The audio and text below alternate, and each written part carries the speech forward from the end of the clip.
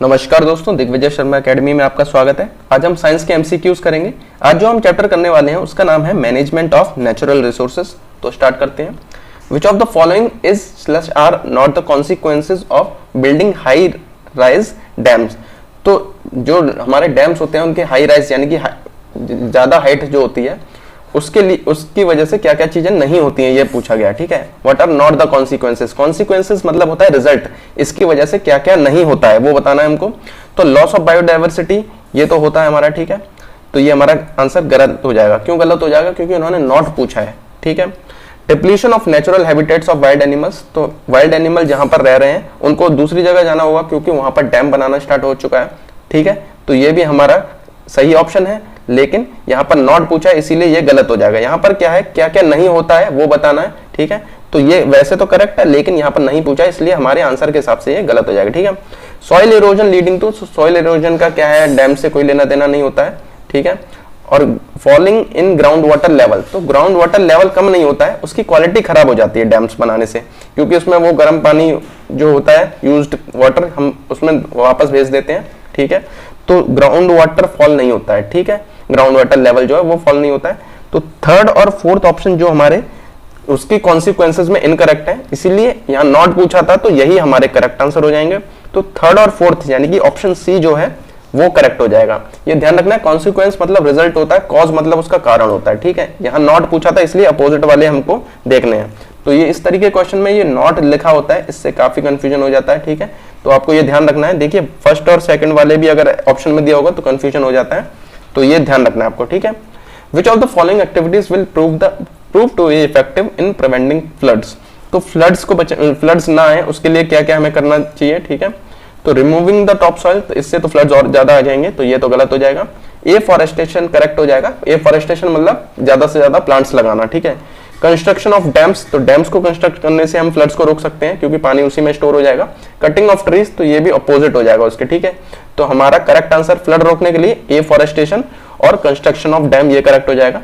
तो सेकंड और third option हमारे ऑप्शन बी में आ रहे हैं, तो ये सही आंसर हो जाएगा इसका। ठीक है, विच among the following was a message conveyed bye Chipko movement. तो चिपको मूवमेंट का इसलिए हुआ था ताकि प्लांट्स और फॉरेस्ट को क्या बचाया जा सके। ठीक है, तो to promote more and more development projects to involve the community in forest conservation. तो ये वाला ऑप्शन करेक्ट है, फॉरेस्ट कंजर्वेशन की बात हुई थी चिपको मूवमेंट में। ठीक है, आगे देखते हैं। The quality of environment can be improved bye deforestation, over use of natural environment, soil erosion या एफॉरेस्टेशन।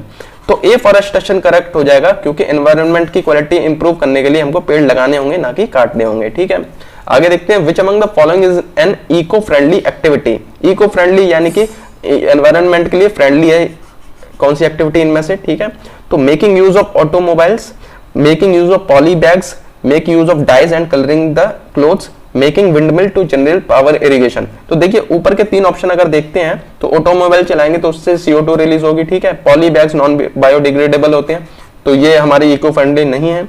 डाइज का भी यूज हमको नहीं करना चाहिए। ठीक है, लेकिन अगर हम विंडमिल यूज करते हैं तो ये सस्टेनेबल डेवलपमेंट की निशानी है। ठीक है, यहाँ पर क्या है, हम रिन्यूएबल सोर्स ऑफ एनर्जी का यूज कर रहे हैं। ठीक है, तो ये हम यूज करेंगे। ऑप्शन डी करेक्ट हो जाएगा, इको फ्रेंडली एक्टिविटी इनमें से विंडमिल को से पावर जनरेट करना हो जाएगा। ठीक है, which of the following does not lead to depletion of ground water. Ground water का जो लेवल है उसको कम करने में कौन से यहाँ पर रीजन नहीं है, ये ध्यान रखना है आपको। नॉट पूछा है यहाँ पर।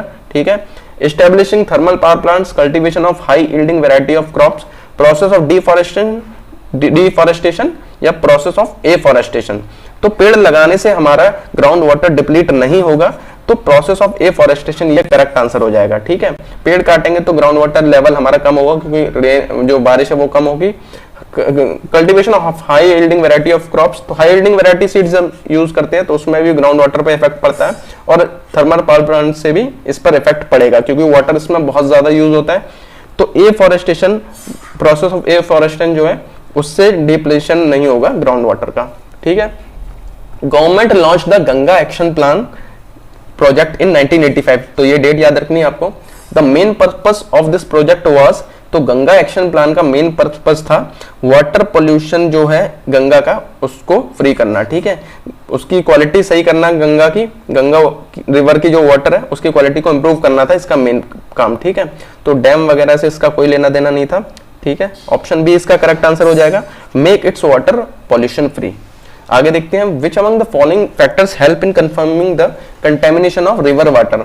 तो किसी भी रिवर का वाटर कंटेमिनेटेड है ये कैसे कंफर्म हम कर सकते हैं, measurement of pH of the river, तो पीएच से हम पता लगा सकते हैं वो एसिडिक है या बेसिक है, ठीक है, तो ये यूज होता है, ठीक है। Presence of chlorine in water river water, तो क्लोरीन जर्म्स मारने के लिए यूज होती है, तो इससे हम कुछ पता नहीं लगा सकते, ठीक है, तो ये तो सही हो जाएगा, ये गलत हो जाएगा।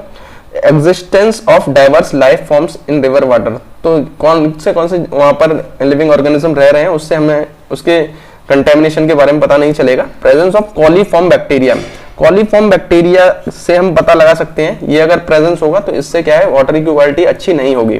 तो ऑप्शन पहला और चौथा, फर्स्ट एंड फोर्थ सही हो जाएगा, तो फर्स्ट और फोर्थ हमारा ऑप्शन ए में है, तो ये ऑप्शन करेक्ट हो जाएगा इसका।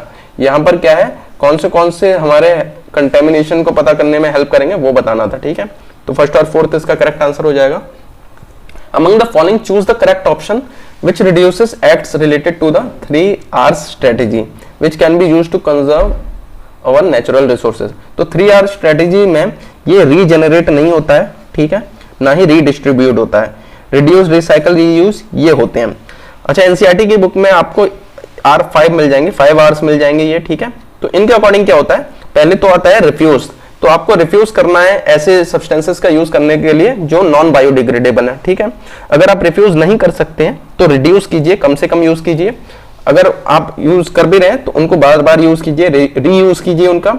अगर वो कोई चीज खराब हो जाती है तो उसको रीपर्पस कीजिए, यानी कि अगर आपका कोई प्लास्टिक कंटेनर खराब हो गया है, ठीक है, या आपकी कोई बाल्टी वगैरह खराब हो गई तो उसमें आप प्लांट्स ग्रो कर सकते हैं, या फिर क्या है बर्ड्स के लिए रख सकते हैं उसमें पानी, ठीक है, तो अलग अलग तरीके से यूज कर सकते हैं। उसके बाद भी आप क्या है रिसाइकल कर सकते हैं, तो ये काफी इंपॉर्टेंट है 5 Rs जो है, तो ये ध्यान रखना है आपको, रिफ्यूज, रिड्यूस, रीयूज, रीपर्पस और रिसाइकल, ठीक है।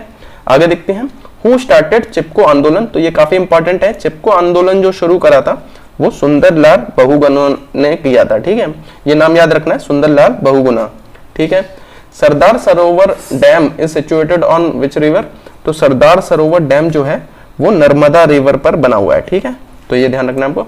विच among the following is a major programme that was started to replenish the damaged forest, तो डैमेज फॉरेस्ट को रिप्लेनिश यानी कि दोबारा ग्रो करने के लिए, उनकी मैनेजमेंट के लिए, उनकी केयर करने के लिए जो प्रोग्राम स्टार्ट हुआ था उसको बोलते हैं सिल्वीकल्चर, नाम ध्यान रखना है आपको, सिल्वीकल्चर, ठीक है।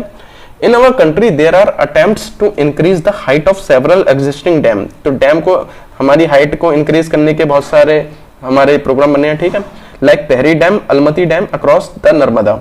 Choose the correct statement among the following that are consequence of raising the height of dam, तो हाइट ऑफ डैम को अगर इंक्रीज कर देंगे तो उसके कॉन्सिक्वेंस क्या होंगे, कॉन्सिक्वेंस यानी कि उसके रिजल्ट क्या होंगे, उसका इम्पैक्ट क्या होगा, ये हमें बताना है, ठीक है।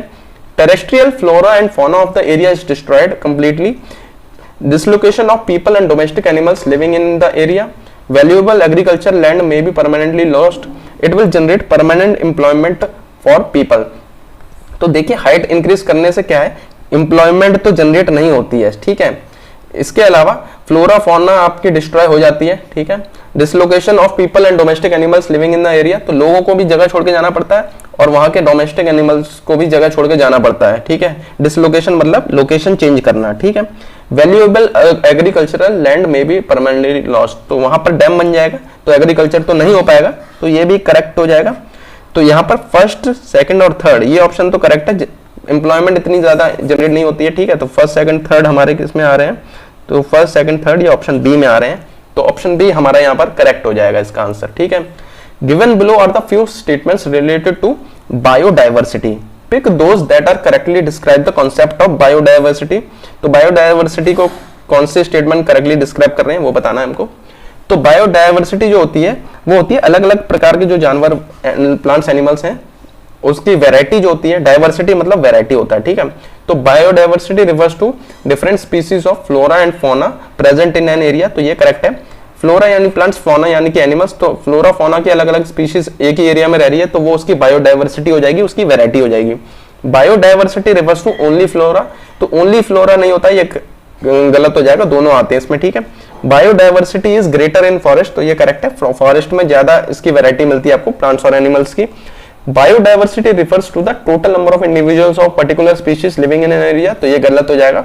तो हमारे क्या है, ऑप्शन पहला और तीसरा ये करेक्ट है, ठीक है, फर्स्ट और थर्ड करेक्ट है, तो फर्स्ट और थर्ड हमारा आ रहा है ऑप्शन सी में, तो ये करेक्ट आंसर हो जाएगा इसका। Which among the following statement given below is incorrect, तो पहला ऑप्शन है sustainable development does not take into consideration the view points of all stake holders, sustainable development is a long planned and persistent development, तो ये सही बात है। Sustainable development का मतलब ये होता है आने वाली जनरेशन के लिए हम इस तरीके से यूज करें रिसोर्सेज को ताकि हम भी यूज कर पाए और आने वाली जनरेशन के लिए भी यूज कर सकें, तो ये एक लॉन्ग प्लान्ड परसिस्टेंट डेवलपमेंट होता है, परसिस्टेंट मतलब लंबे टाइम के लिए, ठीक है। Economic development is linked to environmental development, तो इकोनॉमी भी हमारी बेहतर तभी होगी जब हमारा एनवायरनमेंट बेहतर होगा, ठीक है। अगर हम जी ही नहीं पाएंगे तो हम कमा कैसे पाएंगे, ठीक है। तो एनवायरनमेंट डेवलपमेंट भी इकोनॉमिक डेवलपमेंट से ही रिलेटेड होता है, ठीक है। अगर एनवायरनमेंट बढ़िया होगा तो इकोनॉमी भी हमारी अपने आप ही बेहतर हो जाएगी, ठीक है। Sustainable development meets the current basic human needs along with preserving resources for the future generation, तो ये करेक्ट है। सस्टेनेबल डेवलपमेंट का मतलब ही यही होता है कि रिसोर्सेज का ऐसे यूज करना कि अभी की बेसिक नीड्स हमारी पूरी हो जाए, साथ ही साथ हम जो है रिसोर्सेज को आने वाली जनरेशन के लिए भी बचा कर रखें, तो ये पहला ऑप्शन है, ये इसका करेक्ट नहीं है, ठीक है। Sustainable development does not take into consideration of view point of all stake holders, तो यहाँ पर एनवायरनमेंट वाली बात नहीं हो रखी यहाँ पर, ठीक है। तो ये ऑप्शन हमारा इनकरेक्ट है और यहाँ पूछा भी इनकरेक्ट ही था, ये ध्यान रखना है आपको, तो इसीलिए ये ऑप्शन हमारा ए ऑप्शन करेक्ट हो जाएगा। हमारे क्वेश्चन ये खत्म होते हैं। अगर आपको वीडियो पसंद आया तो वीडियो को लाइक जरूर कीजिए। अगर आप एंड तक बने रहे तो आपका बहुत बहुत थैंक यू। अगर आपको ये वीडियो पसंद आया और अगर आप AEES PRT की सीरियसली तैयारी कर रहे हैं तो AEES PRT कंप्लीट सिलेबस नाम की प्लेलिस्ट को जरूर चेकआउट कीजिए। अगर आप ये PPT डाउनलोड करना चाहते हैं तो दिग्विजय शर्मा एकेडमी के टेलीग्राम चैनल पर जाइए, उसको ज्वाइन कीजिए, वहां आप ये डाउनलोड कर सकते हैं। अगर आपको ये वीडियो पसंद आया और ऐसे ही वीडियोस और देखना चाहते हैं तो दिग्विजय शर्मा एकेडमी को सब्सक्राइब कीजिए। मिलते हैं अगले वीडियो में।